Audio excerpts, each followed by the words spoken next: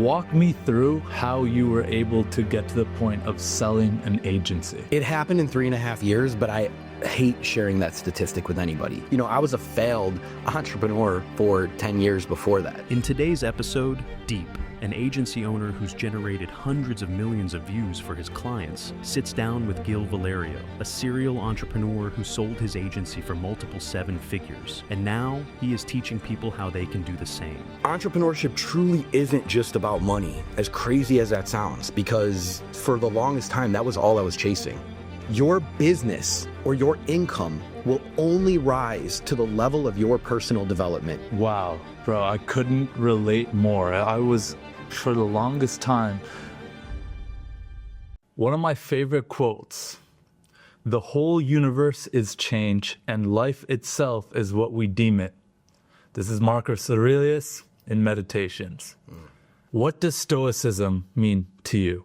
Man, I think in general, you know, I don't know about that specific quote, but I think in general, Marcus Aurelius and Stoicism has been meaningful to me. And this is not something that, you know, I've studied for 20 or 30 years, but I have a past that there's things I've done that I'm not proud of in my life. And for a very long time, I wasn't the man that I thought I should be, or the person that I thought I could be. And so when I stumbled across Marcus Aurelius, and the way that I stumbled across him was through Ryan Holiday's book. It's like 366 meditations or something like that. The Daily Stoic. The Daily Stoic, yeah. And a lot of it's Marcus Aurelius, Epictetus. But when I started reading about Marcus in that book, and when I started looking into meditations and reading a little bit about meditations, I realized like this guy had every opportunity to be a bad man, to be a bad person, right? He actually had a lot of reasons to be a bad person. Like he got, like one of his generals betrayed him. He was out at war, and word got back to his home that he had died, right? And one of his top generals, the first thing that he did was, you know, go to Marcus Aurelius's wife and say, like, you're going to be my wife now. I'm going to take over. We're going to be together. And this is like a short amount of time after they got word that he was dead. Well, it turns out he was really sick, but he wasn't dead, right? And so he comes back and he, you know, hears about this, and he talks to the general, and like anybody else in Roman times during that time with as much power as Marcus had would have done what? What would they have done to that guy? Killed him. They would have killed him immediately. It was like nothing. It was like he could have snapped his fingers, right? And he didn't only not kill him, he forgave him. He let him keep his position, right? And he treated him pretty much the same afterwards, right? So like what level of self-control and empathy and just like respect for humanity in general do you have to let that slide with that much power, right? And a lot of people from their perspective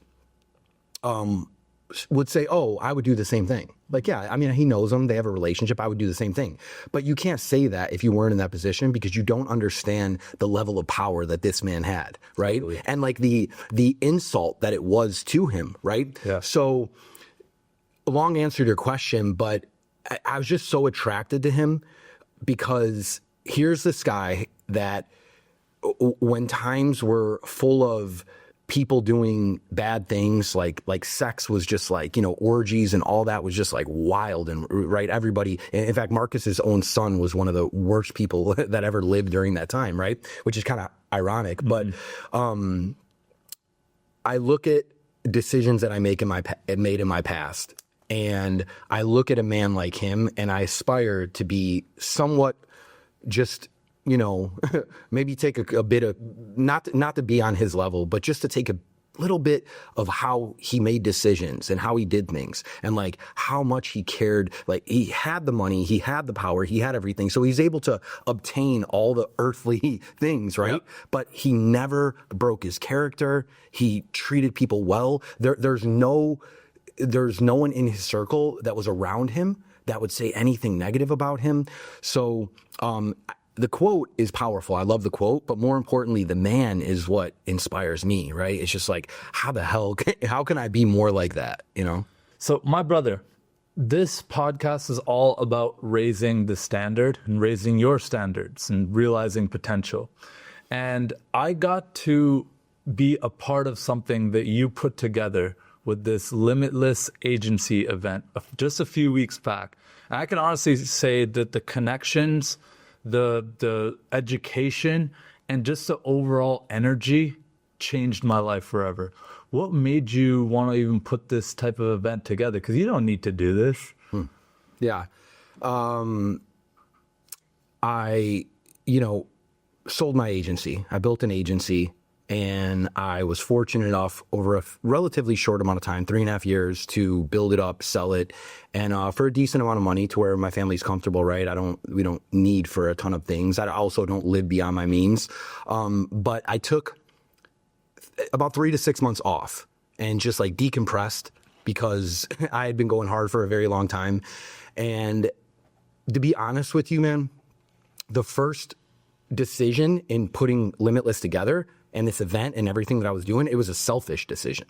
It wasn't like the energy in that room was real, right? And the feedback that you just gave me, number one, I appreciate that, but there were so many people that said amazing things that I was like blown away by it, right?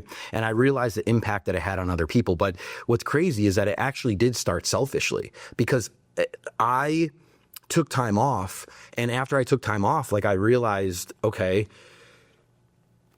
entrepreneurship truly isn't just about money, as crazy as that sounds, because for the longest time, that was all I was chasing, was just, I literally just wanted security. I literally just wanted financial freedom. Of course, I wanted to help other people and serve other people because a byproduct of that is you make money, right? Right. But after time went by and I took a little mini retirement, I started to get depressed, like really depressed, right? It went from like decompressing to joy to, I'm grateful that I'm in this position.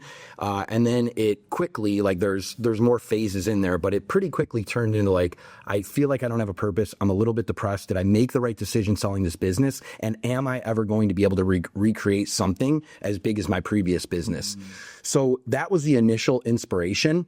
But the second part of that, and the reason that we did the live event, so obviously, we help agencies and we already had a community built and we already had agencies, right? But then we decided that we're going to have a live event and we're going to bring in people that aren't part of the group, and then we're going to bring in people that are part of the group. And I think the main motivation behind that, or the main inspiration behind that, was two things. The first one is that it's not a bad thing, but there's so many online businesses and there's so many coaches or gurus or consultants or whatever you want to call them. Especially here in Miami. Yeah, in Miami, all over the place, right? And,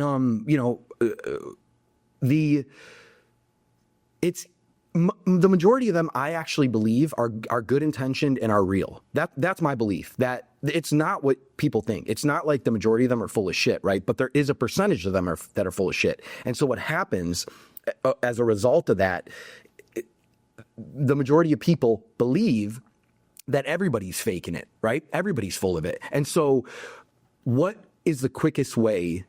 This is what I asked my partner, Dave. What is the quickest way I can go from the perception of another fake bullshit guru that's out here claiming things that probably aren't true? Can he really help people, or is he just in it for the money? Because I was, it was relatively new, Limitless. How can I go from here to this guy actually seems legit, he cares, and he is real, right? As quick as possible.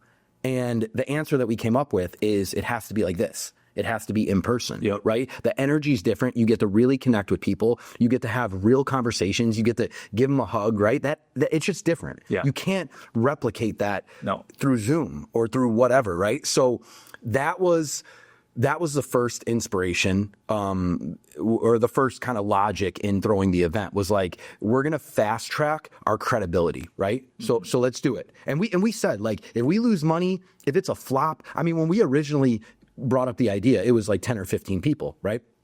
But we were like, that's how entrepreneurship is, right? You give it a shot. And the second thing was just that, the people that weren't part of the community already, like you, right? Me and you didn't know each other until you came there, right? We got connected through a friend, right? And then, you decided to like take a little leap and go, okay, I'll come to your event, right?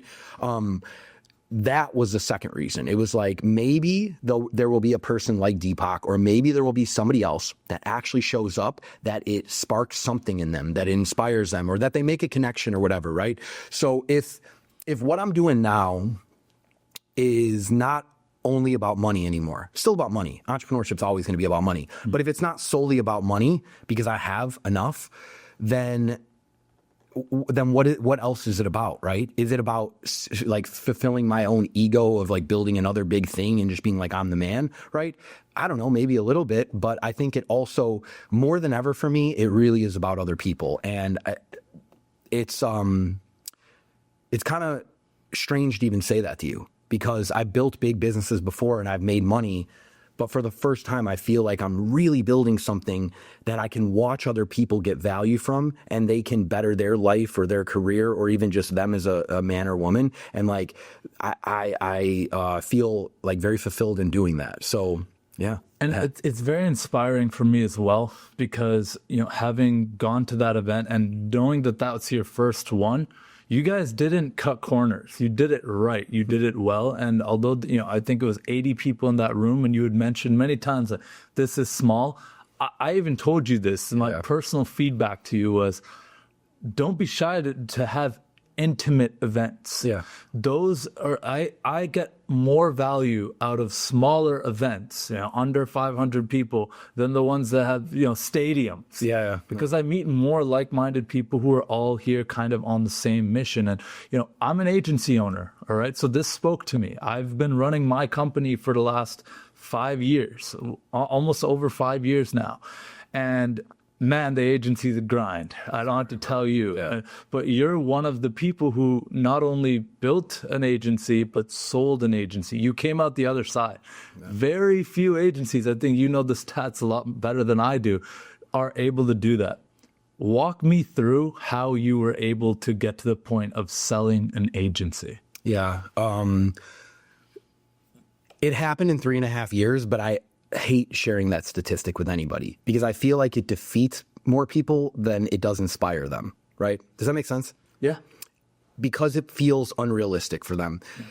But what every single person doesn't see is, like, you've been 5 years in the agency game, but I'm sure that's not the only ventures or experience or things that you've done in business. There's a lot more under the surface. And so, I was a failed entrepreneur for 10 years before that.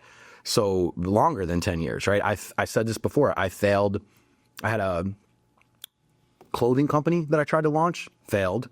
I had a car wholesaling company, failed. I joke around, if you go even back further than that, I tried to sell drugs, failed at that, got arrested, got a felony, right? Like, got in all kind of trouble, failed at that, right? I then launched my 3 gyms, right? Started with 1, then 2, then 3. Thought I finally figured it out, man. After all the years, all the failures, all the shit that I went through, right? I was like, this is it, right? I love fitness. I love business. Put them together. I'm going to make this work. Yeah.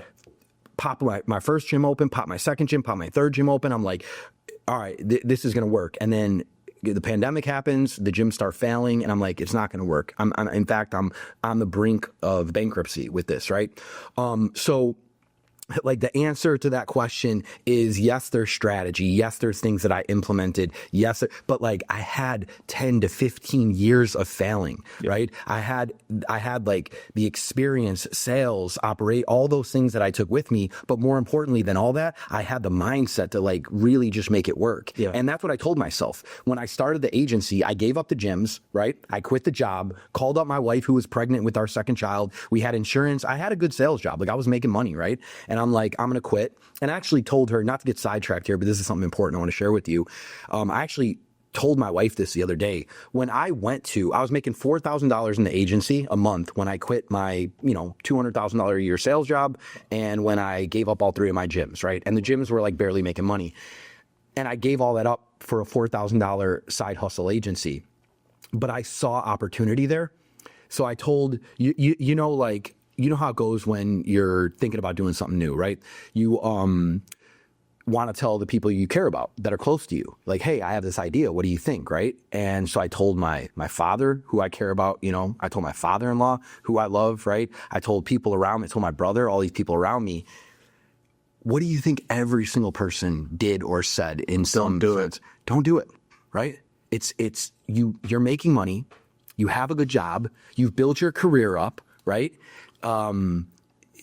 Why are you going to do this? Like Gill, you're only making a little bit of money over here. And that's not coming from a place of love, right? Yeah, but that's their own scarcity that they're projecting on me. Totally. Right? So I called my wife, who has more to lose than anybody, than all these other people, right? Like they don't have anything to lose by me going into a new venture, failing, going bankrupt, losing all my shit. They don't, they're just gonna be like, damn, Gill, that sucks, right? Mm-hmm.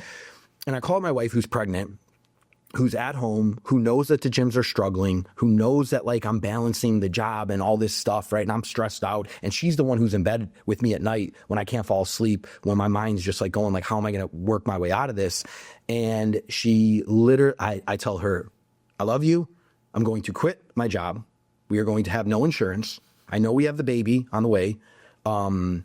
And I'm going to sell the gyms, which is a funny term to even use because I didn't sell the gyms. I gave them away. I had money in the bank. I gave them away. And I told the guys who I gave them to, let me just keep the money in the bank. You guys take these things, right? I want to put my energy over here.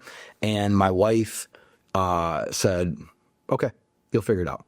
I believe you. Wow. Right? Yeah. And so it's hard for me to even say that because it's such a crazy level of support. She had more to lose than anybody, right? She had a baby, and so, yeah, again, I feel like I got a little lost to your question answering that, but it's how did I build an agency in 3.5 years? And how did I scale it to millions of dollars? And how did I sell it for millions of dollars and finally become financially free when I was already in my mid-30s? Like the question, I can give you the tactics and strategies. That's what I give the people that I work with, right? I can give you, implement this and do your offer like this. I can give you all that. But the real true answer, the real shit is that, dude, I went through everything. Yeah. I was so fed up that my decision to build that business, there was nothing that was going to stop me. It was, and I joke around.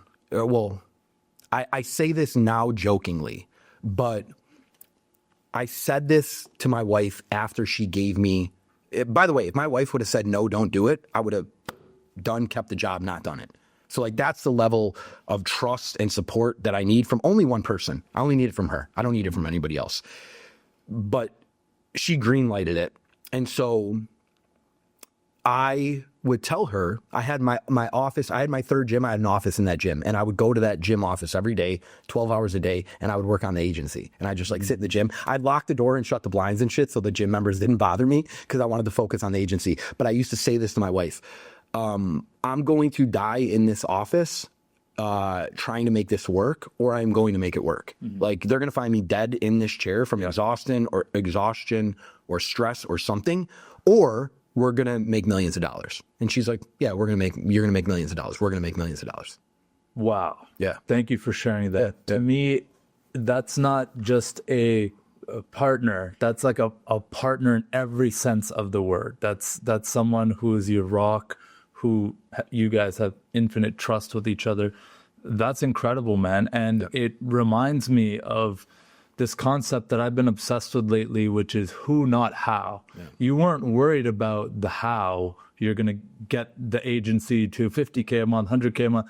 You just knew that you needed the trust of this one person whose opinion matters the most to you. And you tied that with incredible conviction. And the rest, the cards will fall where they fall. We could sit here for hours and talk about the tactics and all that, but that is an incredible answer to that question. And I want to share a little anecdote as well on my side, because I couldn't relate more with what you talked about there when it comes to asking people for their opinion type of thing, right? And when I went to start my company, I still kept my main job. I had a 9-to-5 job working for the federal government of Canada. I'm Canadian. Yeah. And this 9-to-5 job, soul sucking, drained me. I'm in They all are, in a right? cubicle. I hate it. Yeah, I'm making good money. Yeah, I bought the house. Yeah, I checked the boxes of like what society would deem as like, oh yeah, this guy's doing well. For some guy in his 20s, straight out of college. And but I was miserable. I don't know what to tell you. I'm an entrepreneur at my core. I need to build something that's my own. I can't ask some guy for vacation time. I can't clock in and out on someone else's hours, building a dream, just being a cog in the machine, right? Well, fast forward maybe a year and a half I have 2 laptops open. I've got my work one and then my personal one, and I'm building my dream on the side, and I've got this podcast going as well. I keep talking to all these entrepreneurs and people like yourself who are crushing it. Maybe this is my ego, I don't know what it is, but I'm like, man, what's he got that I don't? Why can't I do it? Why can't I start my own thing? When the universe delivered, I started getting contracts, whatever, one-off things, started a little media company, like you said, failed a bunch of things, but kept failing forward, right? And it reminds me of that Alex Hormoziism, I think, which is, if you could know that all you need is another 15 failures or something, how quick would you just try to run through those failures, right? I wish I knew that back then, but now looking back at it, there was a very clear moment when, during COVID as well, that's where my business was born, I decided to quit my job, move to Colombia, and go all in on a TikTok agency with a guy I just met, who's now my partner and has still been my partner to this day. Yeah. I take my parents out for a walk. I cared a lot about their opinion, and I, took them out and explained this to them. And my mom was supportive. She's like, I don't understand what you're doing, but I support it. My dad just went silent. Yeah. And I love you, Pops, but this is truly what happened. Yeah. And he looks at me and he's like, son, you're throwing it all away. You have a great job. You got a great life. And I know that that's coming from love. Yeah, that's what protects you. He loves you. Yeah. Exactly. Yeah. And I look him in the eyes and I'm like, Pops, like, I'm not asking you. Yeah. This is what's happening. I just wanted to let you know. And a few years later, he's come around. He still doesn't understand really what we do, but there was a moment on the balcony where he was like, I'm proud of you, son. Yeah. You got a set of balls on you. Yeah. You went and did the thing. And so I can really, really appreciate, not everyone is meant to be an entrepreneur. I used to think, man, why doesn't everyone just start a business or do something, right? You have failed so many things to be successful. I want you to dive into that message for other people a little bit further and deeper into the failures to success funnel, because you have lived that so many times, and now you're a success, but you're still going. You want even more businesses and challenges. Yeah. I mean, I think you said it right there, is that I really, part of me believes that entrepreneurs are born. I couldn't have stopped myself if I wanted to from trying something new. So my brain, it wouldn't let me stop, right? Because a logical person that's intelligent, that can calculate the mathematical odds of being successful, would look at all the failures and say, why am I going to continue to try this? I'm going to put myself, my family, whatever, in a bad position, right? So you have to be illogical to continue to pursue, which means that there's something else there, right? Because if you're somewhat self-aware and you have intelligence, like, why would you continue to pursue these things? So part of me does feel like it is just, I wish I could say, like, I knew like this one and this one and this one, but it was like I couldn't pull myself out obsession. of it. It was an obsession. Yeah. I couldn't stop myself, right? Even if I want, even now, even after selling my business, retiring, like I could have, like, I own other businesses that I am not actively really involved in, only just kind of as an advisor and a consultant. I could have just done that. In fact, that was my first plan. Private equity, minority acquisitions, just like, do kind of what Hormozi's doing on a much smaller scale, advising them, but not being actively involved in them. But I decided, like Alex decided, I decided to start Limitless. He decided to start acquisition.com. Why? Right? Yes, he does acquisitions under that umbrella company, but acquisition.com in itself is a business that generates revenue. He just did $100 million in a book launch, right? Yeah. So like, and the guy is working hard when he doesn't have to, right? He's obsessed. He can't, it's who he is. So,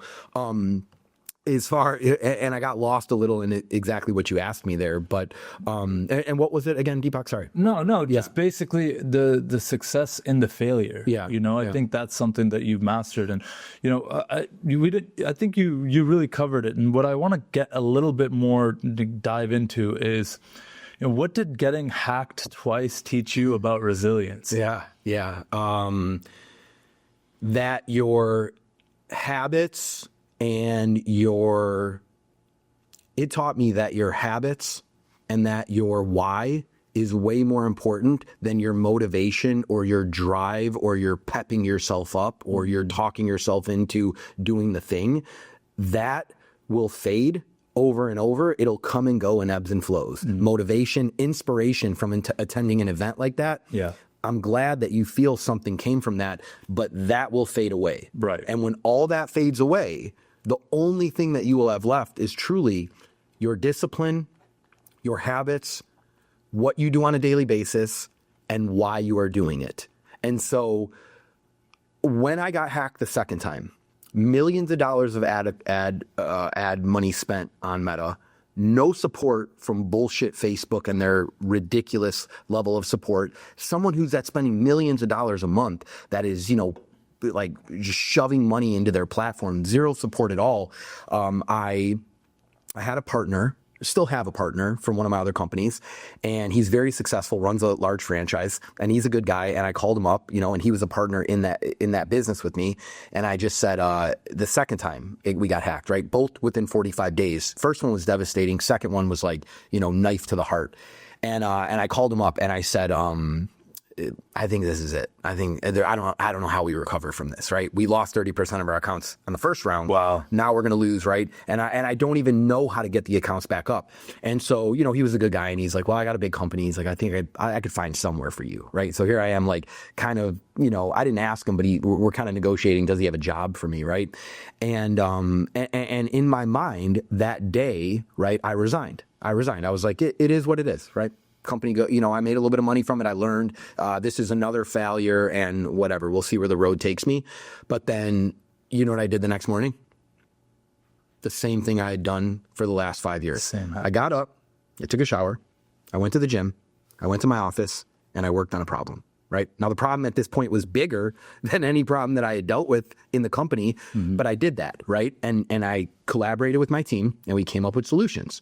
And then we tried to work on those solutions to fix it. And then, you know what I did the next day? Same thing. Same thing. I got up, I went, took a shower, I went to the gym, and it wasn't because I was motivated or I was so driven to like fix this problem. I didn't know how to do anything else. Right. I was like, what else do I do? What do I do? What do I do? Do I go to the bar? Do I go sit in the corner and cry? Do I sit for 4 hours and complain to my wife? It's just like, even though I wanted to do some of those things, you really become what your habits are, which is why mindset and how you live your life and the decisions you make and cutting out, things like alcohol and negative people and porn and all this bullshit, all these distractions that suck the life and like the potential out of us. Yeah. It's why I preach this so hard, because in one of the scariest financial moments of my life, when the exit was, here it is, doors open. Just why would you keep going? It wasn't like I had to talk myself into being resilient, right? I have done that before on other things. I just did what I always do. And then I did that enough days in a row, the same thing, work on the problem, get up, go to the gym, work on the problem, get up, go to the gym, work on the problem, get up, do it over and over. And then all of a sudden, 90 days go by. And I'm like, holy shit, we like worked our way through this thing. Now we're down 40% of our accounts. So now the first problem's fixed. We've stabilized the company. How do we get the accounts back? I'm like, I'm pretty good at sales. I'm pretty good at marketing. I think I can get them back. We got them all back. From the time we got hacked to the time I sold the company was 7.5 months. From the most devastating financial loss since I started the company to the time that private equity and individual buyers were offering me millions was 7.5 months that I bounced back. And that wasn't because of resilience, and it wasn't because of any inspirational thing that anybody out there will say on social media. It was only because of my habits. And I didn't know how to do anything else. Comes back to how we started this podcast on the stoicism, right? And not getting too high when things are going well, not getting too low when things are going poorly. And you fall back onto your systems and your disciplines and your habits, like you say, are what got you through that storm. Yeah. What's your discipline and habits look like these days? Yeah. The same that they always have, man. You know, it's funny selling the business and having access to, you know, more money than I've had and being able to buy a couple cool things and travel to a couple cool places. It literally just made me realize, I don't know if this applies to every person, we're all different, but it literally made me realize that the things that truly make me happiest in life are 4 things. It's working on something very hard that I care about, a business, right? It's trying to be the best father and the best husband that I could be. And I'm not always great at all of these things. I am a flawed human. I'm a flawed man. I believe that we all are. And so I make a lot of mistakes and I'm not perfect, but I try, right? And so my business, my family, my faith, and my health, those things literally make me happy. Not only do they make my life better, they make me happy. And there's actually a, Did you see this? You ever see this clip from the musician John Mayer? Is that how you say it? John Mayer? Do you ever see the clip about him not drinking? Yeah. Right? Yeah. So do you remember the explanation that he gave about his life after quitting drinking? No, but dive in. This is the truest thing that I've ever heard. And I was like, holy shit, he hit this for me, right? If your life is here, right? So if this is your baseline for your life right here, and you're doing things like drinking and partying, right? You spike your dopamine and you spike your excitement for life. So you get these spikes, right? And then you go back here, and then maybe porn or infidelity or cheating or women or men or chasing people, right? Or drugs or, you know, obsessing over social media and all these things. You get these spikes, right? But what happens is you shoot back down to this level, and most of the time you dip below it, and then sometimes you'll come back to kind of baseline, but your life is here. When I, John Mayer, also eliminated these type of things from my life, and I focused on what truly has meaning for me, like what really matters, and those 4 things for me, I stopped getting these spikes. So I think the problem is that people lie, and people say, if you quit drinking, Deepak, or if you quit doing this, or if you quit, your life is going to be so much better. And you're like, and then people do this, they quit drinking, and they're like, yeah, but it was fun. Like going out with your boys and getting drunk and having a night, like that is fun, right? So you lose these big highs, right? But what happens is the baseline for your life over time goes to here, and then here, and then here. So you don't get the big spikes anymore, but your overall life improves. And that has happened to me consistently over 15 years from the day that I met my wife. Because I started implementing things that were more important in my life, and I started eliminating things that spiked my dopamine, but that didn't give me real purpose or didn't improve my life. They were just temporary, short-term things that made me feel happy, or, you know, like I was doing something that was exciting. Wow, bro, I couldn't relate more. I was, for the longest time, I would consider basically a functional alcoholic. Yeah, me too. Yeah. I would drink 4 or 5 times a week. Wouldn't go crazy every time, maybe a drink or 2. Yeah. But it was all cope. Yeah. It was my way of dealing with the stresses and pressures of being a business owner. But I thought, everything's fine. I still wake up. I still get the job done. I still work out. I'm still doing all the things. But there was a moment, actually 4 months ago now, where I looked at myself in the mirror and I'm like, I'm not where I want to be. My body's not where I want it to be. My business is not where I want it to be. My show's not, my faith, my relationships. I got to get to that next level. And I gave it up completely. Stopped drinking. It's been 4 months, haven't had a sip. That first few weeks, that was a little tough. I'd still go out, I'd still do the things that I was doing just without drinking. And I think it triggered other people more than, it weird, was right? bothering me, because it was a reflection. It's a mirror, right? It's like now they feel weird that I'm not their drinking buddy or anything. First of all, you realize who are your real friends and the people who really truly support you and want you to win. Number two, it solidifies your why, like what you were talking about. Bro, I'm down 30 pounds. I've never felt more clear. I'm so locked in on purpose. It was just Halloween this past weekend. I just decided I wanted to stay home. I just want to work on my mission. I'm locked in, I'm focused. And it's so right. It's not as fun. Like you're not having these crazy highs and these insane whatever, but it's more gratifying on a day-to-day basis. I like stacking the wins and raising my bar and my standard. Jordan, have you seen that documentary? Of course, yeah. Yeah, The Last Dance. When he talks about in that show, all his buddies on the teammates with the hotels were partying, doing blow, hookers, all this, that, and the other thing. Mike would just go to his room, just mentally prepare for the game. That level of obsession, I feel like if you want greatness in life, you got to bring it into whatever you're doing. And that applies to anyone listening to this who's not an entrepreneur. Do your job really well. Show up as a father really well. Show up for your body. Show up for your parents. Raise your standard is my point. Yeah. That's powerful, man. I know you've heard I think Les Brown said it, like, the grave is where all the hopes and dreams and talent. And if you were to talk to yourself on your deathbed, you're the person on your deathbed would say, like, I came to you, you could have given me life, right? You could have saw this out, but you chose not to. But I'm a visual person, so I have to give myself very powerful visuals in order to stay focused, right? Or stay aligned with what my things are, because I do have an obsessive personality. And so here's a visual that I do for myself. And I love this. And I do this with people that are in my program. So first of all, I ask, Deepak, what level of potential do you want to achieve in your life? The highest. The highest, 100% of your potential, right? If you could extract more than that, you probably want to take even more than that, right? So imagine this, and you probably heard some form of this or another, but I put my own spin on it. So imagine this. Imagine you're older, you die, okay? Your life ends. And after your life ends, you enter a room, and in that room, there is 100 people with their back facing to you, okay?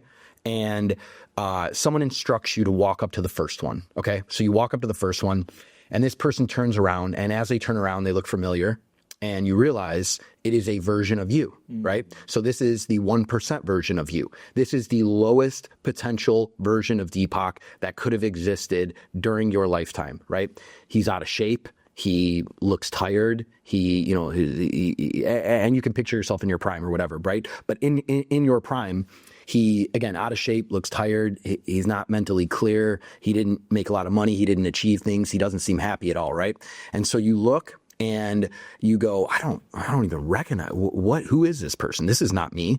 And the next person turns around, right? And again, it's the 2% version, 3% version. And so at some point, somebody turns around and it is your equal. It is your twin. It is exactly you, right? How do you feel if that is the 30th person that turns around? Wow. What if it's the 50th, right? What if it is the 64th, right? What if it is the 80th, right? Who do you want that person to be, and what are you willing to do to try to get to meet 100? Yeah. And when that person turns around and you meet 65, that's it. You don't get to meet the other 35 people that are there, right? That the versions of you. So I think of that to myself, and I'm a highly competitive person, so it gives me the kind of drive to compete against myself, right? And I'm competing to try to meet 100. Wow, that is so powerful, and now that visual is etched into my mind forever. Yeah. Because there is a different version of you that exists, right? You know, I get kind messages from, I'm not young anymore. I get kind messages from people in high school. You know, I got one the other day from a guy that I went to school with. He's like, man, I see you doing well. You look really good. You know, you're in shape. You know, I'm getting older. I'm not young anymore, right? And I look at other people that I went to school with that look terrible, bro. Like, you know, those people on Facebook, you see them, you're like you know, You were the man in high school. yeah, bro. Like, yeah. What the hell? What happened to you? Like, but I see that and I'm like, damn, you know? And so that version of them is not just fate. It is an accumulation of choices that they've made up to that point. Yeah. And that person is a reflection of those choices. Were you always like this? I mean, you talked about at one point early life, you're selling drugs. You're definitely not on the right path. So tell me about some of these beliefs that you had to transmute to become this guy sitting in front of me today. No, is a short answer. No, I wasn't like this. I had some of this in me naturally, which is why I tell you, like, I believe that entrepreneurs or people that are going to accomplish things, there is something there that is just there, right?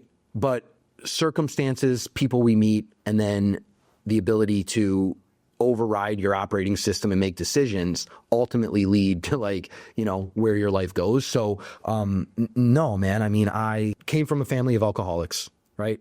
My father went to federal prison when I was 9 years old.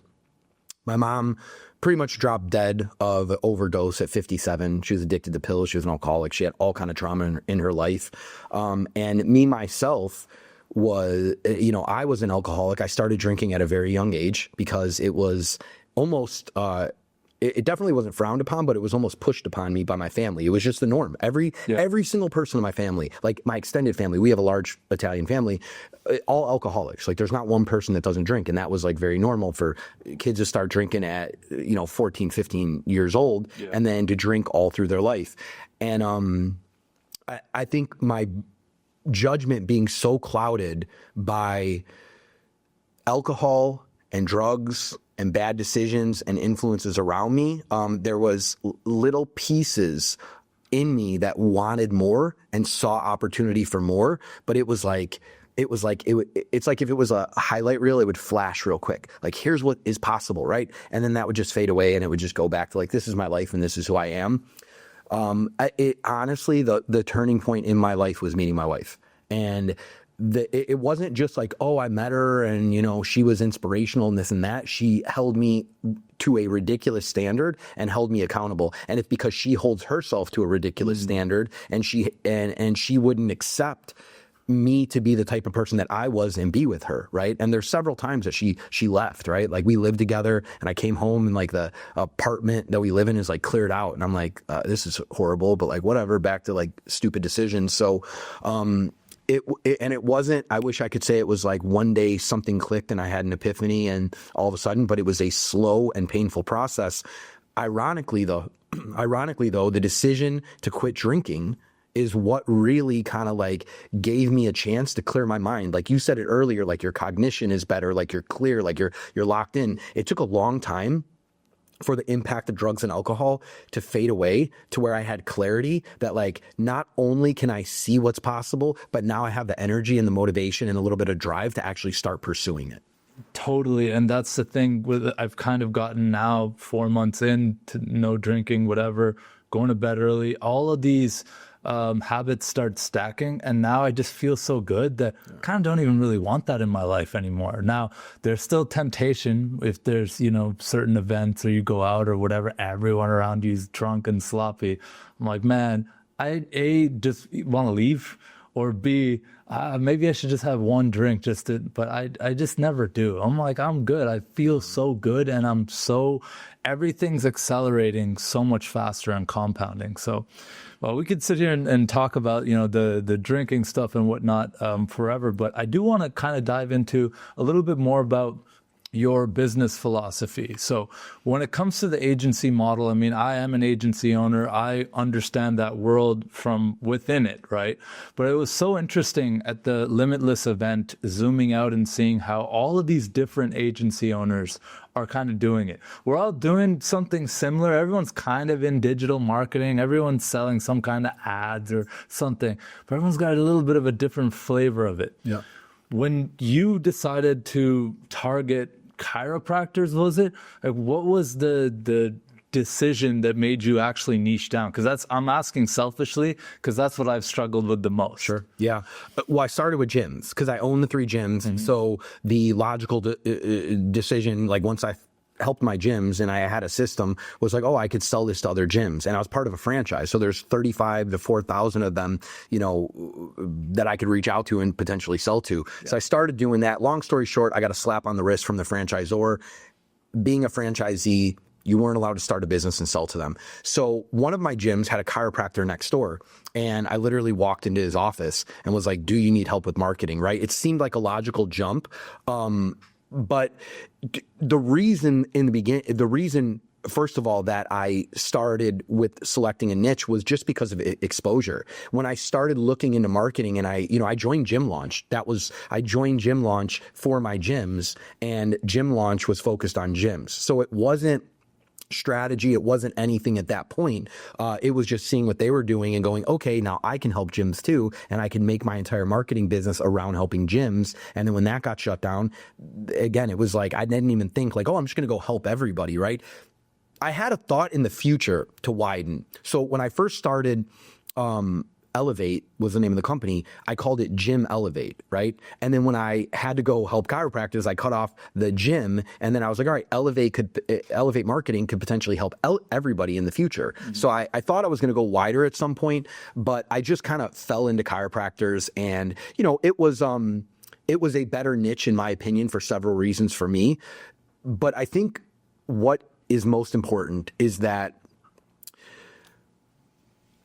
agencies have a million different strategies thrown at them, and they have a million different options. And there are 2 things that need to happen before any of those strategies mean anything. Before a cold outreach strategy or a paid ad strategy or a pricing strategy or any of that need to happen. You have to have a foundation for a business that can actually grow, right? You have to, and that's what we do. We literally give 7 steps, which are a foundation that can take an agency from 0 all the way to the point where you literally can build enterprise value and sell. Now, in there's a lot of minutia, there's a lot of variables, there's a lot of details, and there's a lot of hard work that goes into it. So I don't ever want to oversimplify how hard it is to create a multi-million-dollar business. But ultimately, you are going to run, even if you scale a little bit, and even if you make a little bit of money, and I'm not talking to you specifically, I'm speaking in general to agency owners. If you don't have a foundation set up to scale a business to a multi-million-dollar operation, you're going to break at some point, and then you're going to have to go back to the drawing board and fix these things. So first and foremost, what we do is take agencies that are starting or agencies that are already making money, and we go back to ensuring that we build a foundation. And then beyond that, I sell something that is sexy and appealing, right? I get on, I run ads, I talk a big game, I make promises. I tell you we're going to sign deals and get high ticket clients and make money and profit. And I flash my McLaren in my car and all this bullshit that is really meaningless, because I want to get people in to talk about the things that me and you are talking about right now, which is mindset around business, which is the amount of times you are going to have to fail and want to quit over and over, which is what you are doing in your personal life and the habits that you build in your personal life. There's someone that said this, and I probably should give him credit because he said it. I'll give him credit. Wes Watson actually said this. Okay. And I thought, holy shit, this is such a powerful thing. And maybe he took it from someone, but he says, your business or your income will only rise to the level of your personal development. And maybe he said that a different way, but it is the truest thing. Yeah. So I entice and bring agency owners in with flash, with money, with scaling, with all this stuff. But my focus is on building them a business foundation and on personal development. Yeah. Nobody wants to buy personal development, bro. The only people that want to buy it are people that are at your level now and have your mindset and are locked in. The guy that's trying to make his first $5,000 is focused on making his first $5,000. Yeah. He's not, he dabbles in personal development. He goes and reads a book every now and then. He checks out a podcast or something now and then, but he's not locked in to the level that you or me are locked in on personal development. Mm-hmm. You first have to develop as a person before you care about personal development, right? So like, how do you even get started, right? You buy something from somebody, a mentor that gets you to buy something. Yep. And then that mentor, if they are any good at all, They know how important personal development is, and they give that to you. And that's what I do. In the conversations that I have, I start weaving that in to what I'm showing you to do in your agency. Yeah. It's such a spiritual journey. And your personal development is your business development, 100%. And to me, those little small 1% incremental changes actually have so much leverage. Me just giving up the alcohol or waking up earlier or getting my workout in. I got to work out in before this. I want to make sure that mentally I'm showing up as my best self. You have invested your time and to come here and share with our audience here on It's Not That Deep, all of these incredible, business and personal philosophies. I need to show up as my best self. I can't be out at space partying last night, doing drugs, like you said, watching porn, doing all these low frequency things, and then showing up and pretending, acting like, oh yeah, no, I'll be fine. I'll show up. I look at some of my podcasts where I was doing some of that stuff, and I can see my energy, my aura is not even close to the same. So it is the most important thing is developing yourself as the founder. And I love that point. I try to get it across to people as much as possible, but you need help. You can't just do it alone. And yes, it's great to, if you're at the level right now where you can only afford to read some books and stuff, that's great. It's one thing to read a book. It's another thing to actually practice what's in that book. Yeah. If you're working on something very specific, like let's say you're trying to get your sales better or something, what taught me more about sales than anything is getting on sales calls, actually going and having over 1,000 meetings. Yeah. I learned a lot from falling flat on my face and not closing deals for the first year than I learned now when I want to read about one very specific objection handling tactic, because I've noticed from the data that there's one thing that I'm not doing well in the closing process. So it's different levels, and I love investing in coaching. I actually might do it a little bit too much. Yeah. We were talking about this a little bit before, but I tap my budget. I reinvest it all back into becoming a better person, because not only does that level up my knowledge and my skill sets, which is all great, but the people I meet when I join these masterminds, when I go to these events, that's the multiplier. So for people who look at coaching and masterminds and courses and all this stuff and just scoff and call that a scam, what do you have to say to those people?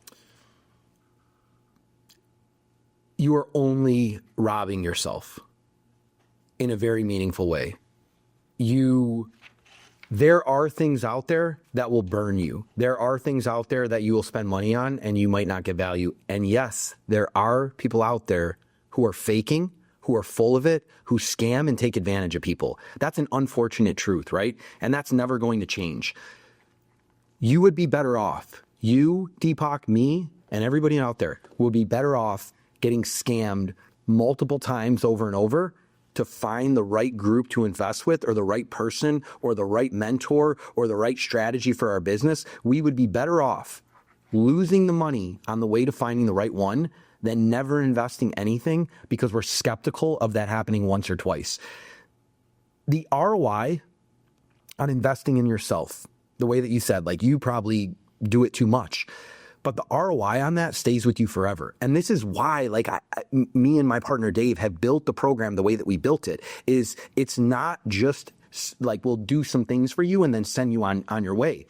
We will incorporate personal development, whether you know it or not. I'm not going to advertise that to you because it's going to be harder to sell you on that, but that will be incorporated. We will incorporate a level of us doing things for you, right? We're going to do some of the easy stuff for you, but then we're also going to incorporate a level of collaboration so that we can empower you to be independent from this moment forward. And yes, we will level up your mindset and we will level up your thinking and we will show you what's possible by the law of exposure, right? The event that I threw, the law of exposure was beautiful, right? I had someone in the group come up to me and go, just to see the cars and the level of people that are here and the income that some of these people are and how they're living their life,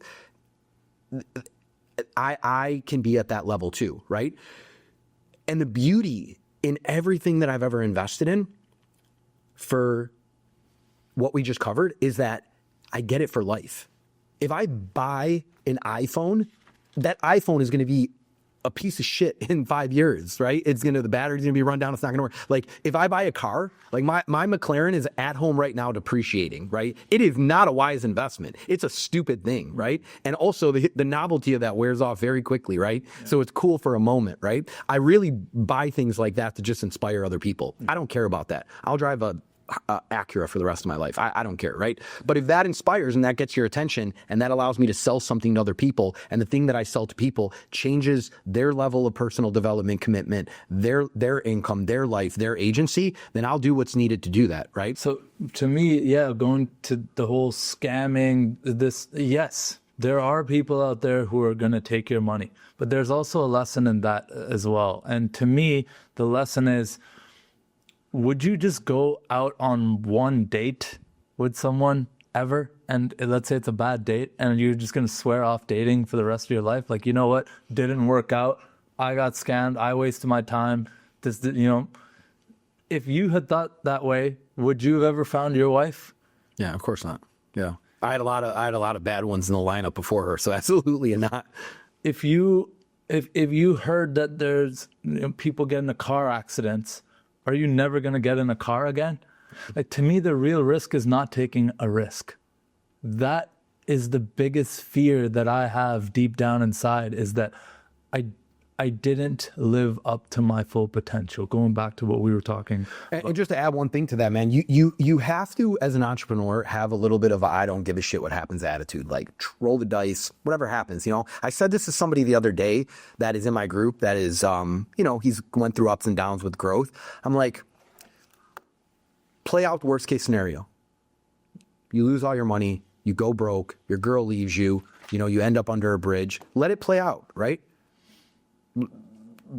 Be willing to face that, right? Be willing to understand it. Because number one, statistically speaking, the likelihood that actually happens is lower than probably you succeed, as long as you don't quit and stop, right? So it's like, there are times where when we got hacked and when I just laid in bed at night and I was like, what? I don't give a shit. We're here one time. We're not here very long. We're a blip, and then it's all over with. What am I worried about here? What am I risking, right? What am I risking? A few $100,000 here or there? What am I risking? A little bit nicer of a house, a stupid car that literally I don't care about a month after I bought it? What is the real risk? And what you said is the truth, right? But I don't think people think deep enough into that statement. No pun intended, right? The risk is not risking anything.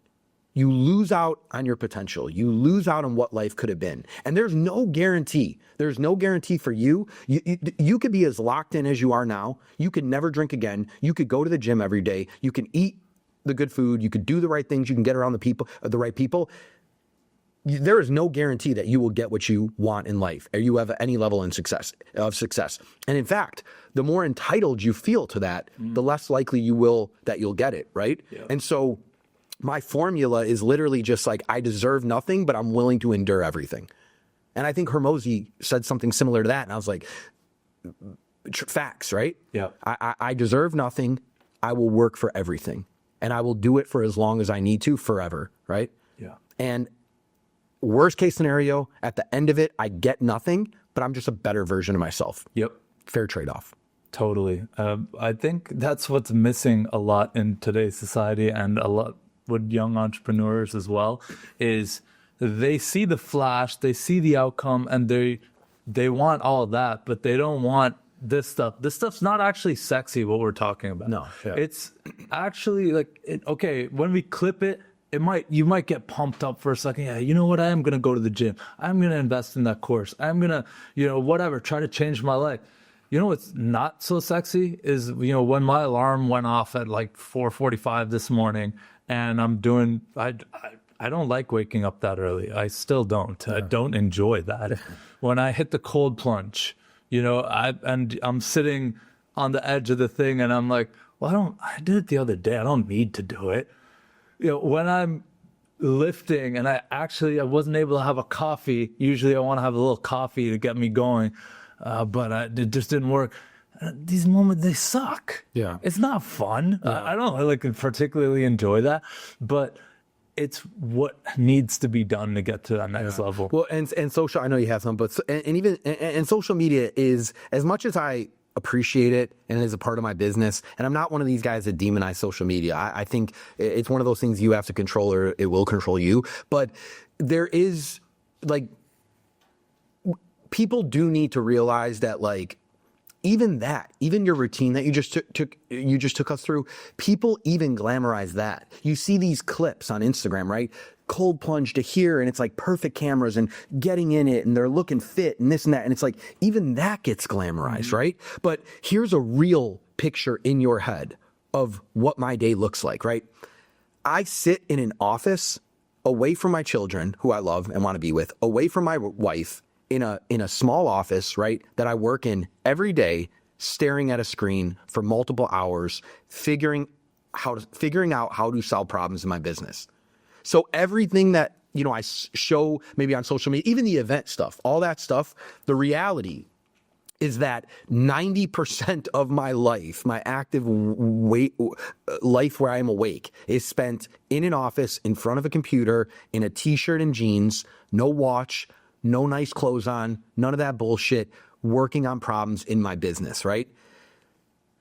Entrepreneurs don't want to show that. They don't even want to say that, right? Because they want you to believe that I now have figured it all out. My life is perfect. I'm balling out of control. I do what I want. I'm in control of my life, and it's just my terms, right? And maybe those people are out there, right? The way that I live is I work very hard. I'm passionate. I care tremendously, to a fault, about the 4 buckets that I mentioned in my life.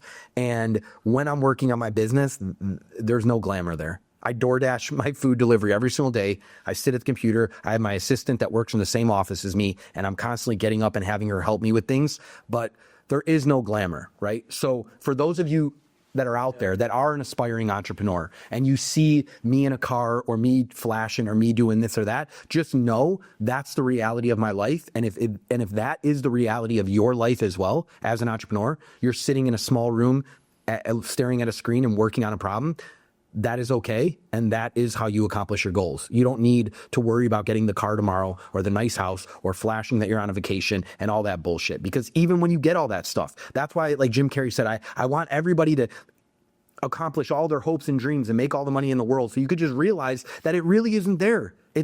My life has not changed since selling my business. The only thing that has changed is the material things that I brought into my life, which have zero meaning. And I mean that wholeheartedly. They have zero meaning to me, other than financial stability for my children. I just don't want my kids to worry about money like I worried about money. As a 7-year-old, I was thinking about money. A 7-year-old should not worry about money. My daughter should worry about going to ice skating, going to gymnastics, learning, right? Taking lessons from me and my wife to become a better person. She shouldn't have anxiety about money at 7 years old. That is the only purpose for money in my life. And then having the ability to get on a plane and fly here and spend time with you and shit like that. Things, they don't matter to me. How do you effectively manage your time as an entrepreneur spinning a million plates? I know what my 4 priorities are. And they're the things that I mentioned. They're my health, because if that goes, everything else falls apart, right? I can't take care of my family, can't work on my business, can't go to church, can't do all those things, right? They are my business, right? And it's not, again, solely for money. It's because it's what drives me. It is being there for my family and taking care of my family and making sure my family stays together, because they are, like I explained earlier, they're the backbone of what allows me to go to work. You know, again, not to get off track here, but a powerful story. Is it Starbucks CEO? Is it Howard Schultz? Is his name? Yeah, I think. Something. Sorry if I say it wrong, but he said the other day that almost the exact same thing that I said. He went to his father-in-law when he was starting Starbucks, or when he was involved with Starbucks. His father-in-law grabbed him, pulled him aside, and said, "I see what you're doing over here. This is not a job. My wife deserves stable income. You need to go figure this out." He went and cried to his wife about it. He was so devastated by it, and his wife called up. His wife was furious with her father, right? And so my point is, I got to keep my family in order, because that's what allows me to work on my business and gives me stability. And then I got to keep my faith in order. So I ask myself, I'm reading a book right now. It's called The Gain and the Gap. It's a phenomenal book. The author is slipping from my mind right now, but Dan Kennedy and Benjamin Hardy. Is that what it is? Yeah, the gain and the gap. Okay, The gap and the gain. the gap and the gain. Sorry, yeah. And do you know in that book where he's talking about? Maybe you can help me out. I don't know how long it's been since you read or listened to it, but he's talking about. I'm not a big sports guy. He's talking about a team. It might have been a baseball team where they asked themselves one question. Is this going to win more games? Every decision they made. Maybe it was a cycling team. Was cycling team, Yeah, right? Some cycling. Or is this going to win more races, right? exactly. Thank you. Okay, I appreciate it. And I literally just read that chapter and it slipped out of my... I have a horrible memory, man. you're good. Because I have a lot of other things. That's what I'm business here for, going on. You're my man. I appreciate you. But I ask myself, like, is it going to help one of those buckets? Is it going to bring me closer to God? Is it going to improve my health? Is it going to move my business further? Is it going to make me a better father or a better husband? And if the answer is no, I typically don't allocate time for it. Yep. To get more nuanced than that, I just built routines, man. I do, like I told you, I do the same thing, right? I go to bed at the same time every night. I wake up at the same time every morning. My wife takes the kids to school. I get my son up. I say good morning to him, brush his teeth, send him on the way. I go to the gym. I go to my office. I work until I no longer can work anymore. I go home and try to spend at least an hour with my family. And my day wraps. It's not glamorous. It's not anything crazy, right? And on the weekends, I allocate more time for my family and I allocate more time for God, right? And I think right now, there's seasons in your life too, obviously. Right now, my life is a bit out of balance because I'm so all in on Limitless because I'm so obsessed with scaling it. So I do think you have to. My wife said something powerful to me the other day when we were going to bed. And it was like the last thing we said. It was so powerful. I just got quiet after that. I went into my head, right? And she said, she again, she's the most supportive woman you could ever have in business. Like every idea that I have, she just is like, do it. You can do it. Go, do it. Right. And then when I start to veer from the path, she's like, remember what you're doing. Right. But she said to me the other day, which I know she thinks about what she says to me. She just says,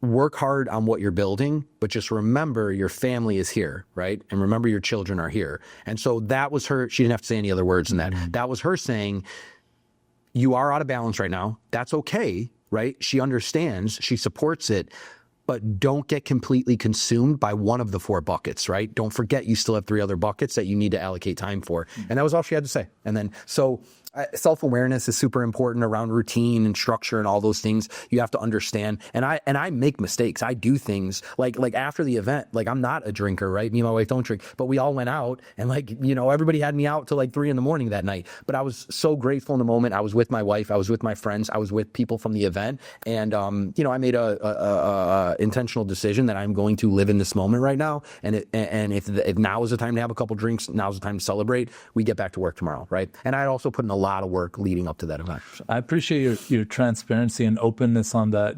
I don't think our point here for anyone and for me as well is to live like monk. Yeah, like go accuse yourself of any and all of that. It's when something's out of balance. We all have like an internal kind of thermometer, so to speak, of like, yeah, you're drinking 5-6 nights a week and you've normalized that.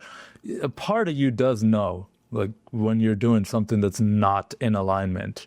But I mean, I go back and forth on this because to me as an entrepreneur with massive dreams and insane goals and visions, and I want to execute at the highest level, I often am out of balance in one way or another. And I do. Do you think Kobe or Michael was balanced? Exactly. These guys were not balanced. I think that's the cost of greatness as well. And as long as you're able to bring it back to your top 4, I love that you have those top 4. That's the number one thing. And I hate to admit this on this podcast, but you've been so transparent with me, but something that has been a priority for me a lot of my life has always been my family and just always making sure they're good. I've employed family members before. I still employ family members. I really take care of the people around me a lot. And I have always been that guy to a fault. And I'll fill other people's cup before I fill my own. And I take care of everyone around me and to my own detriment. I've done that for years. And I just thought, that's just who I am. And that's just who I got to be. had to do a lot of work on that in the last 12 months. And it can sound selfish, but I've had to make a lot of decisions that only prioritize me now. And with that, I haven't seen my family in a long time. With that, I've said no to dating. With that, I've actually cut out a lot of people who are friends. Like, they're friends. If it was a different season in my life, I'd still maybe make time for that. But if it's not propelling me closer to where I need to get to, I'm robbing myself of that 100th person whose back is turned that we talked about. And I owe it to myself to You do owe it to yourself. And here's the good thing, though, that I'll share from my perspective and what I've, in the short time that I've gotten to know you, what I see is, Mina at the event, Mina Elias said, our nature is our nature when talking about the culture index and hiring employees. But that stood with me beyond just hiring and people in business. Our nature is our nature a bit. And that's why I said, like, entrepreneurs kind of have it. Your nature is to be a giving person. You have, I could tell in the time that I interact with you, you have tremendous empathy. You do think about other people, right? Even the way like you interact with me, right? Like before this, like I've done a lot of podcasts, right? And people are like, here's the address, show up. You're like, do you want a coffee? Do you want to get together, right? These are things that a person that is naturally thinking of other people does, right? So the good news is that you're self-aware enough to realize that in order to achieve your goals, you have to override that a little bit and you have to tone it down, right? Which you've done. But because it's your nature, you're always going to default to being that person. And that's a good character trait to have, Deepak. That's not a bad thing to have, right? The fact that you can override it is just because you're an impressive human and you've worked on self-development, right? People, the point that Mina was making is that by default, the majority of people go back to their nature because they don't have the self-awareness and they don't work on their self and they don't have the ability to override these things. Ironically, I am the exact opposite. I am not empathetic, right? I don't think about people first. I do think about myself first. The benefits that come with that are I could go a million miles an hour and I could cut people out and I could not talk, no problem, right? Like no problem, not talk to family for months because I'm trying to accomplish something. If they understand it or don't understand it, not my problem, right? The downside is that people are extremely important, and caring about people, right, and building real relationships with people is important, and more importantly than that is we really do get fulfillment in giving to other people, whether it be monetarily, whether it be an ear, listening to them, whether it be asking them if they want a coffee before a podcast, right? Those things are meaningful. And because I'm so bad at it, I intentionally, after the event wrapped, I took time and I personally text messaged every single person that had any level of involvement. And I let them know how grateful I was. Because, you said something earlier, which thank you, but you thanked the wrong or you complimented the wrong person. You said, you guys did it the right way. You guys really, planned the event well and set it up well. Wasn't me, man. I'm just a visionary. I just had the idea of what it could be. But, my partner Dave and his wife and their assistant and my wife and Philippe and all these other people, man, and the speakers that came, like those people made it what it was. And for someone that admittedly lacks empathy and always has in their life, I felt it more. What that event did for me was make me realize how important other people are going to be to my success. That event doesn't happen because of me, right? And it was such a strange feeling because when I saw that event in my head, I thought about myself. And I thought about myself on stage. And I thought about people are going to be like, you did a great job, Gill, and wow, right? And when I was at the event, all I did at times were pull myself out and look around and look at the people in the room and look at the round tables of people interacting and the new relationships and, people touching their phones and swapping numbers and people learning from other people. And I was like, I just looked at Dave at one point. I was like, brother, like we created this, right? And so I think that's where the motivation to go bigger, I was like, how many more people can I impact? It really at that point was not a selfish goal. And it's just how I work too. I'm just like, Dave always jokes around. He's like, dude, you don't know how to do anything but swing for the fences. I'm like, I'm never going to change, right? That's my nature. But I haven't ever been good at networking, and I'm so competitive, you know, that I again, Dave always tells me this. I need an enemy. I need a opponent. And so a lot of the time, anybody that's relatively in my world, I immediately, it's me versus them and everybody, right? It's hard to have two lions in a pride, right? I know, man. Yeah. And it's something I'm really working on though, because number one, I truly believe in abundance at this point in my life. Everything I have is just an example, or it shows that it's a fact, right? Yeah. Abundance is real. But at the same time, like, I just want to compete against people and I want to beat people. And going back to what you said earlier, that you saw other people having success. One of the reasons that I love paying mentors and I love getting in rooms with people above me, yes, I want to learn from them, but I also realize they are no different than me. And so for me, the competitive nature goes, okay, I want to get in the room. I want to sit with you. I want to do a podcast with all these people and I want to talk to these people one-on-one to realize that, like, I could beat you, right? Yeah. Which is a good thing, but also I have to realize people are important. And I can't seclude myself and alienate myself from all these great people that can share things and expand my network and that I could also help too, right? Well, first of all, thank you for the incredible compliment I've received. You deserve it, brother. When you talk about the gap and the gain, that book, first of all, changed my life. Yeah. Because I think as entrepreneurs and people who have such high drive and want to do so much, it always feels like there's another mountain to climb. And you even experienced this. You sold your agency and you can't just sit and lay out on a beach. You needed a new challenge. You needed something new, that next level. And so, but that's a sickness a little bit in a way, right? It's actually not normal. It doesn't make sense. That's why so few people do it. It's hard to look at how far you've come. You're always focused on, I can only speak for myself here, but I know you've got this as well. The next goal, the next big thing, you know, your next big Limitless event that you're going to be throwing that you announced. You know, I don't know if you want to talk about it here. I'll give you a second. But just to finish this point, the gap between where you are right now and where you want to go, it can always seem so big. And that drives us, and it's great for achievement. It's great for getting things done. It's not the best for peace, though. It's not the best for feeling like, shit, look how far I've come. And so I love focusing on the gain. When I catch myself in moments of like, you know, I want to be a top 10 podcast. I'm going to sell the distribution rights of this show for over $25 million. Like that's the lowest. I'm going to get Netflix deals and Spotify massive checks from this. I have massive visions with this thing, but I have these big goals, and we're focusing, bringing it back to, okay, well, yeah, why am I not at 1,000 episodes? Chris Williamson's at 1,000 episodes. Why am I not? I'm only at like 100 something.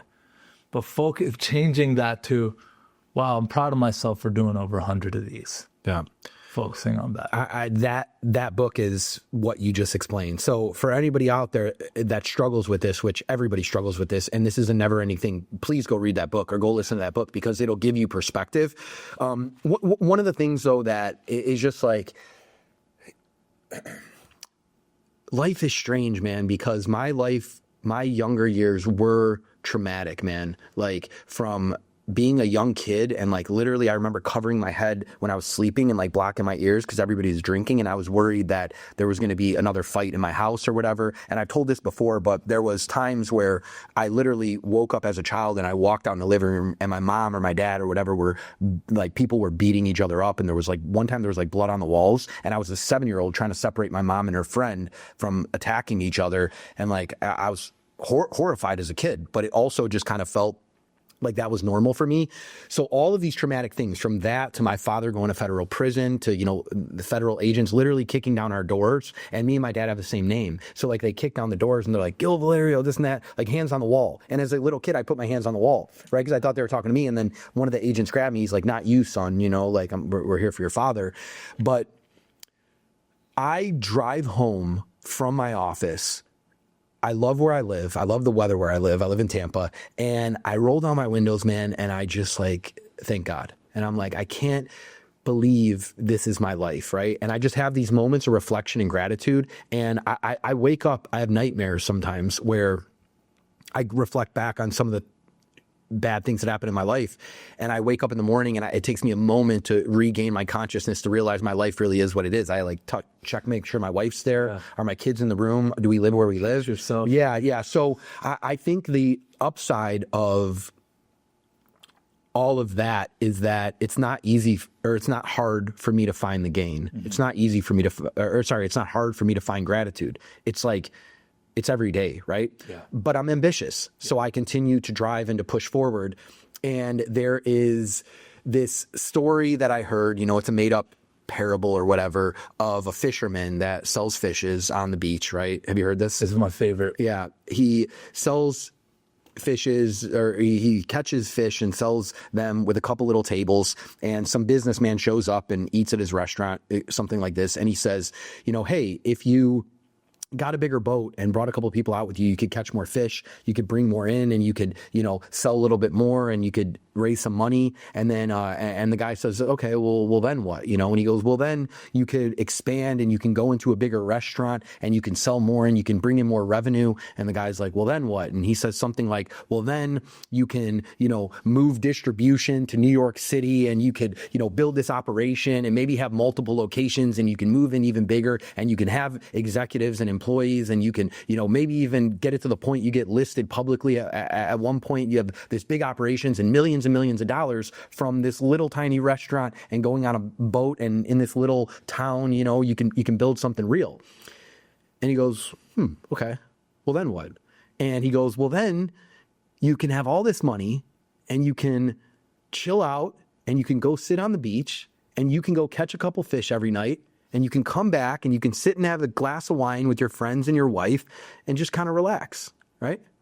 And so the moral of the story is, like, what are we chasing? Yeah. I don't know, I don't pretend just to wrap up that, like, with bow on that. And I butchered it, but no, you had it.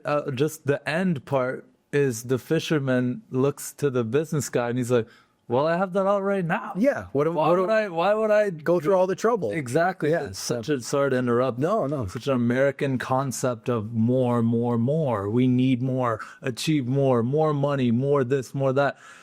And I mean, we both suffer from this. We want more, but bringing yourself back to that moment when the wind hits your face driving home. Yeah. I love that. The problem, though, is that for me and many out there, we made a decision, conscious decision, because again, I believe that, people at a certain level are very self-aware. They're not stupid, right? It's not like there's something I'm completely ignorant around, or maybe I don't know, right? But there's not something I'm completely ignorant around. And the thing that scares me about myself is that I've made a conscious decision that I want to win, and I want to win big, and I will go to war to win big, to the point, like, I've had health issues. I've had, my wife has raised our children alone at times without me there. I've went days and weeks without seeing my son because I leave before he, there were times I'd leave before he wakes up and I get home after he goes to bed. I'm being a father through FaceTime with him. And knowing that I will probably get older, and one of my biggest regrets will be the time away from my children, right? Especially now, my kids are 4 and 8. It's such a pivotal time in my life and their life, but I want to win at all cost, at any cost, right? And knowing that I am making the decision to sacrifice those things to get what I want in life is a scary thing, And I think about Kobe Bryant because I just such a, there's a lot of impressive people out there that are not as known as him, but we all know him, so he's an easy example. Such an impressive person, and he was just so, like, locked in is not even the word, right? But if we could sit him down at this table with us right now, I don't know that he would say he would want to live his life the same way, knowing what happened, right? And I'm not saying he would want to change that, but I don't know. Would he feel like all the accolades weren't what was important, the time that he spent away from his kids and his family, and the times that he would drive to the gym at 4 a.m. and sit out in his car and sleep and wait for it to open. I don't know, you know? So it's like, there's not a right or wrong answer. And, you know, people, my brother who I love, you know, he doesn't have the level of ambition that I have, and he doesn't care. He's like, dude, I'm good. He also completely quit drinking. He was a bad alcoholic, and he's like, I'm good, and I'm happy with my life the way it is now. And I have a level of understanding and respect for that as well. Yeah. You know? We're not all meant to be entrepreneurs who do crazy shit. I used to think that. Yeah. I used to get like kind of upset at my friends and stuff. Like, dude, what are you doing? Yeah. Come on, man. Like, it's 2 clients at $2K a month, and you replace your entire bullshit job that you keep complaining about. And I'm not just saying it. I did it. So, like, you could do it too. But you can lead a horse to water, right? Yeah. I actually want to suggest a book to you. I'm not sure if I put it in my book yet? Because I'll forget it. I told you my memory's a little rough. I don't know if you've already read it, though, because it's in that series. It's actually the next one after Gap and the Gain. No, I haven't. Same authors. It's called Who Not How. And the reason why I'm suggesting that book to you... It's already on my list. Okay, awesome. Who Not... That book is... I'm still reading it, so I haven't fully gone through it, but it's changing my life and actually really validating kind of what you said about me before. I do care a lot about other people, but not only just because I'm just this altruistic, only empathetic guy. It's also coming from a selfish place, because I realize if people like you, they normally want to do more business with you. I'm not the smartest guy in any room, basically ever, but I know people. I know how to make people feel good. And I do like people. I'm a people guy. I'm in sales. That's my top skill. I sell. And it's not just customers and clients. It's my team every day. It's my friends. It's girls I'm seeing. It's what I'm selling all the time. I'm selling a vision. I'm selling a dream. And Who Not How, the whole premise and principle is just, it's not about how. You don't care about how you're going to make Limitless this massive thing. It's about the people who are going to make that true. And you already said that, you know, between your life manager, between your wife, between, you know, your business partner and all this, you have the people. And now it's just about, well, how many more people, or who are the right people to get into the key areas to get to that next level. So I'll definitely read that book. Yeah, of course. Yeah. And also, if you get it all. If you do get it all, you want to share it, you know? Absolutely. You want to share it with people. And I don't just mean give it away, but like, you know, when something goes well in business, I love the fact that I could like text my partner at 10 p.m. and be like, hey, yo, did you see this? He's, you know, and he can respond, and he cares as much as me. Like, I thought the coolest thing, just a silly little story, like my partner got a new car, got a badass G-Wagon, and it's getting delivered actually, I think like this week or something. And his wife goes to me, hey, are you cool with us getting the license plate saying Limitless? And I was like, are you kidding me? I was like, yeah, like, you know, like sharing in that joy and that passion for the business is like, that was such a silly thing, but it was so meaningful for me. And they don't even know. They were legit asking me permission. Like, is this weird if we do this? And I was like, not only is it great, but it's like, it was such like, I was so proud of that, you know? So having people is important, man. And I've secluded myself for a long time. Part of it was intentional though, because the people that were around me in the beginning, man, my family, unfortunately, like it wasn't right for what I was trying to do, right? And so I had to kind of alienate myself. And then there's this period of being alone. I think, again, Alex Hormozy explains it. You're at this moment where you don't quite fit in with the people above you, but you can no longer be around the people that you were around. And I was in that phase for a long time. And the problem with me is I became comfortable in that phase. And I was just like, I don't need people, right? I don't need people. I'll do it all myself. But now, I think Limitless, part of the reason God put Limitless in my life is for that. Is to bring people into my life. I think without it, people wouldn't be brought into my life. And so I wouldn't be sitting here with you, right? I'm here visiting other people that were at the event, right? I'm going to go to dinner. I'm going to spend time with them. Yeah. So I really think God put that in my life for that reason. As we wind down here, what's next for Limitless? What is the Limitless vision? Yeah. We are going to grow and go bigger. But I took feedback from everybody, both with the events and how we operate the business and how we help agencies scale. And part of that is I don't want to be disconnected from my clients. I understand that entrepreneurs that build big businesses, the goal is to be on top, not in the business, working on the business. But I don't know that that'll happen. And if that inhibits the growth of Limitless, I think I'm almost okay with it, because I think it'll actually work out better for my end result. And so my goal is this.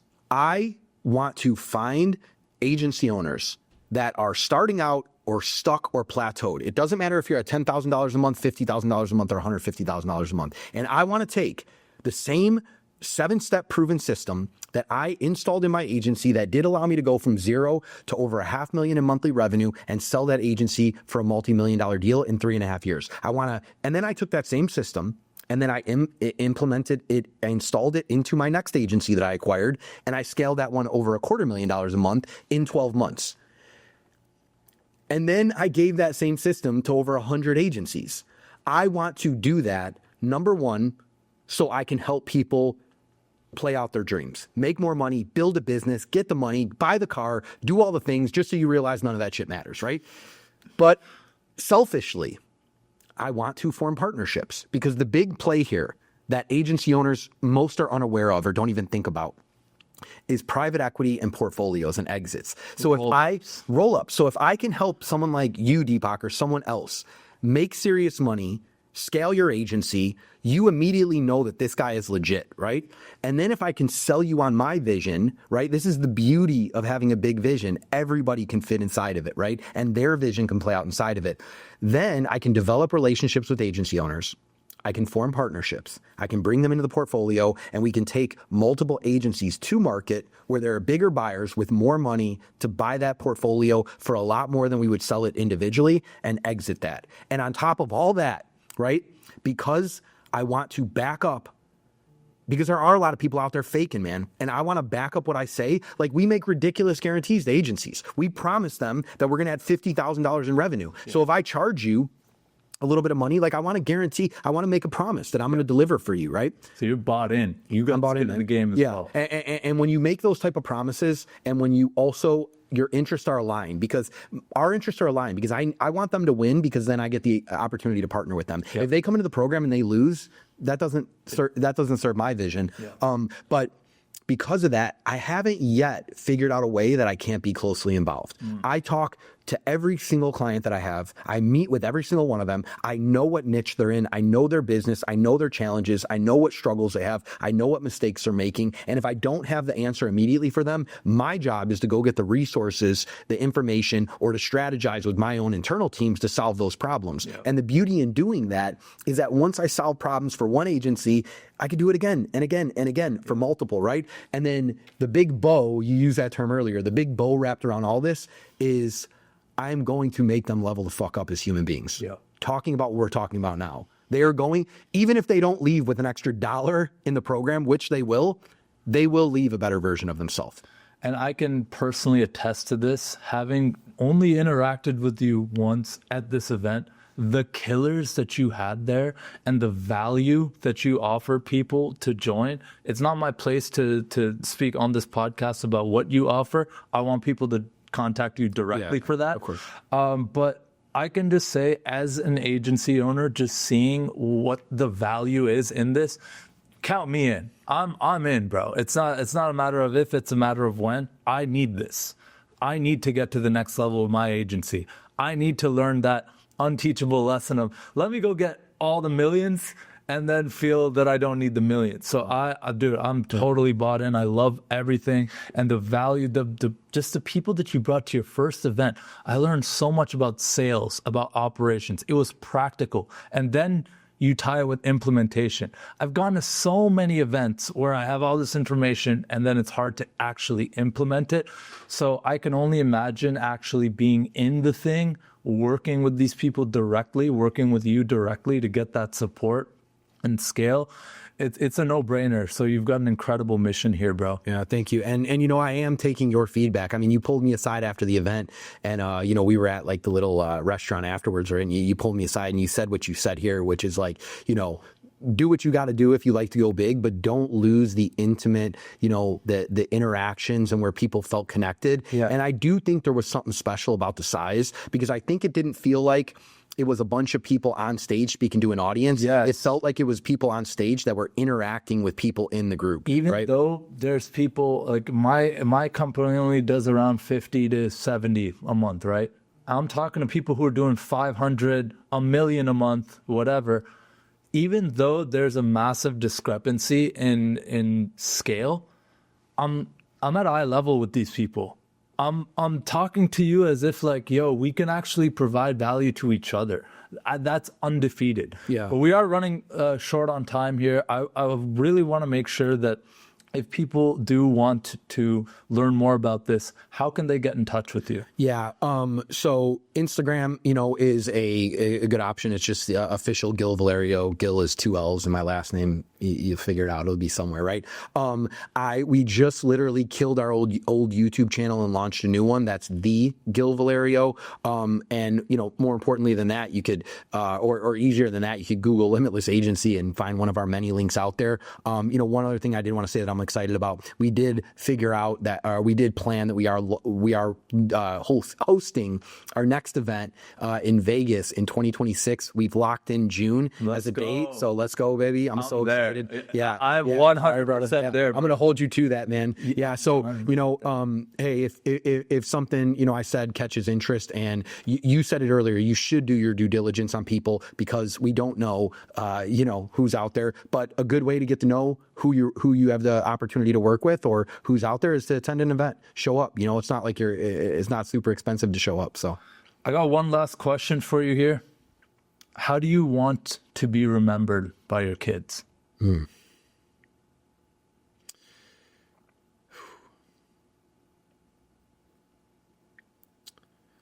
That's a hard question.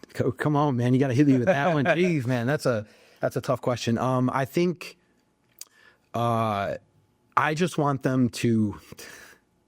You got to hit me with that one right here. That's a hard question. Deep. It's not It is that deep, bro. We'll get that back. In fact, I'm going to change the name of your show, bro. It's going to be called In Too Deep. I want them. I guess I want them to remember me as someone who truly felt that you can get what you want if you're willing to put in the work and you're willing to try. And I hope that they understand one day that the time away from them was that, and that they too can replicate what I've done in my life. That's it. I just want them to know, if they can look at me as a reflection that they don't have any limits on their life, I did my job.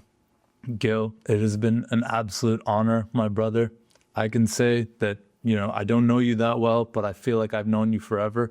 You are a brother, a mentor. You are an incredible business owner, agency owner, scaler, seller, and a great husband and father. Thank you. So I'm honored to call you a friend and a brother after today. You've already shouted out where people can find you. Yeah, Instagram's a good one. You can hit me up on Instagram. I respond myself. It's not like my people in the DMs. I hit up everybody that messages me. I'm truly honored. Thank you so much for taking the time. Thank you, just brother. Remember, it's not that deep. It's not that deep. Let's go.